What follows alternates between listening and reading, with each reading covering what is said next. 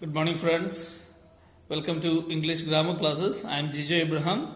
Today we are going to discuss about simple past tense, its uses and formation of sentences.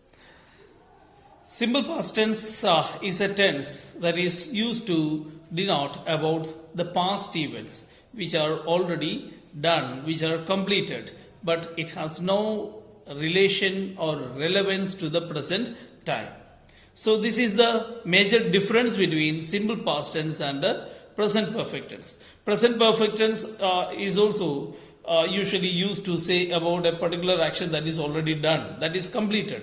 But at the same time, if it is relevant, if it is really important at the time of our living, in that respect, we can see that we usually say the things that are relevant, that are important, that are alive at the time of speaking, or till the time of speaking, can be stated in present perfect tense. At the same time, even though it is completed 1 minute ago, or 2 seconds ago, 5 seconds ago, when ago is used or over is used, that there we just keep a clear segregation, a clear difference between the past action as well as the present action. That means there we want to give the meaning that it is completed. It has no connection with the present time.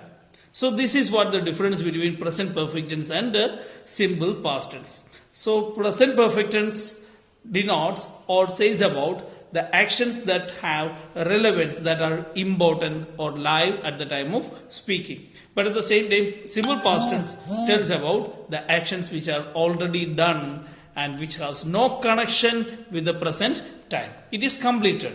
That completeness is simply given by simple past tense.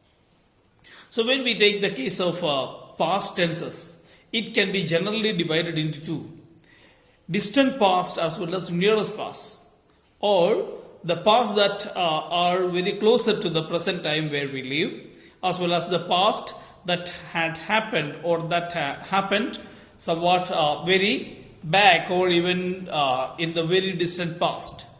So usually present past perfect tense as well as past perfect continuous tense, these two are used to say about the distant past, as well as simple past tense and past continuous tenses are used to say about the actions that happened recently.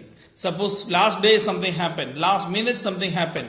There we usually use simple past tense to denote the same action. If it is completed, it has no further movement after that, there we use simple past tense to denote it. Then the first use is to denote a finished action that or the states or habits in the past with an adverb of time or without it. I went to the cinema yesterday. We spent a lot of time in Japan in 2007. Leonardo painted the Mona Lisa. The Vikings invaded Britain. When you take the case of these examples, we can see that all these things happened earlier. So if you take the case of Viking invasion in Britain, so from history we come to know that it is before centuries. Or if you take the case of Mona Lisa, so the painting is believed to be drawn in 15th century. So that means that when we take the case, suppose if you tell about the Indian independence movement, the first independence movement, that is Glorious Revolution. We call it as Glorious Revolution, but the British history specifies or even categorizes it as only a mutiny. So that's why they named it as Sepoy Mutiny. So the same, even though we would not say the year, it happened in 1857, even though we would not say the year, when we mention that particular year, the listener or the person who hear the same would be able to understand that when it happened. If that context is really clearly understood, then there we need to say the time. So something that happened recently, last day, last moment, last minute, last year, or 10 years back, 15 years back. To compare with the centuries, this 10 years or 15 years is really less. But when you compare two things, that something that happened last year as well as something that happened last day or last week, then we can see that then we can distinguish the past into two. One happened earlier, that 15 years back is a long past, and something that happened last day, last week or last month considered to be somewhat closer to the present time. So this is the case. We can see the second one, to talk about the things that are not real, when we use it with the second conditional after the words like wish. If I won the lottery, I would buy a house. I wish I had more time. So something that are really unrealistic, something that is considered to be imaginary. If I were a king, I would grant your wish. So I'm not going to be a king, and that's why I'm not going to grant your wish to.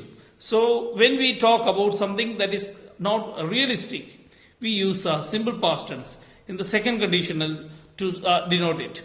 The next one is along with used to. So used to, we have studied in our school level itself that used to is usually used to denote the regular actions or even the habits of the past. Suppose if we say that I used to play tennis a lot, but I don't play very often now. Now I'm aged, I'm not able to play, so my physical condition may not be permitting me to do so. So that's why I'm not doing it. If you take the case, we used to live in a small village, but now we live in Tokyo. So it is the condition. Now I am in Tokyo, we were in a small village. Then, did you used to eat a load of sweets when you were a child? So all these three cases we can see that it is not about the first two cases that said about a past habit. The first sentence, I used to play tennis.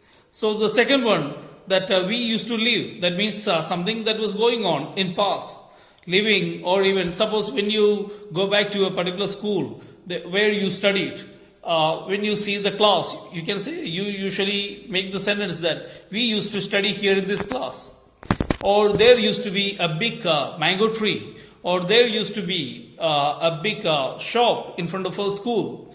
So we can see that when we say something that are considered to be the past events or the past things, past regular actions, the past occurrence can be said with the help of used to. Then next one is the form of past symbol, that it is added with subject. Then when did is added with the base form, we can see that we studied that it is as the second form of verb. When did is added with the verb, by the time we change that into ed or even t form. With the regular verbs, with the irregular verbs, we can see that it has a different or varied form. For example, write plus did is equal to wrote. So wrote is the past form. Then if you take talk with did, talked. Then go with did, went. If you take the case of play, played, there we can see that play plus did is equal to played. So this is the usual form. So when did is added, we can see that the verb changes to the second form. Now let's go with the formation of the sentence. They played football. She studied her lesson. Here we needed to go with any sort of subject-verb agreement. With all the verbs, we can see that the second form of the verb is directly used. Then when we make the negative, we can see that the sentence is to be formed. The verb is to be split into two.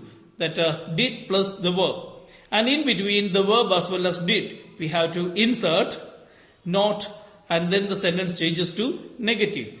They played. The negative is they did not play. And she played. She studied. She did not study. But only one thing you keep in your mind, that when you add did plus not, don't try to add ed or the past form again. So double past is not considered as an agreement. So this is the a part of agreement comes over there. They did not play. It is wrong to say they did not play it. Okay, so if it is a question, then bring this did in front of the subject. The sentence changes to a question. They played football. Did they play football? Then if you want to add WH question, add where, when, what, when, how long in front of this question word, then it changes to WH question. Where did they play? When did they play? How did they play? Then if you if you make that not with the same question, we can see that we can make that into negative interrogative. Did they not play football? Didn't they play football? Why didn't they play football? Then why did they play football is the interrogative, positive interrogative. Why didn't they play football? Why did they not play football? They are considered to be the negative interrogative. Thank you for watching this video. This is the end of the class, and I would like to wish you a jubilant day. Please share, like and subscribe our channel.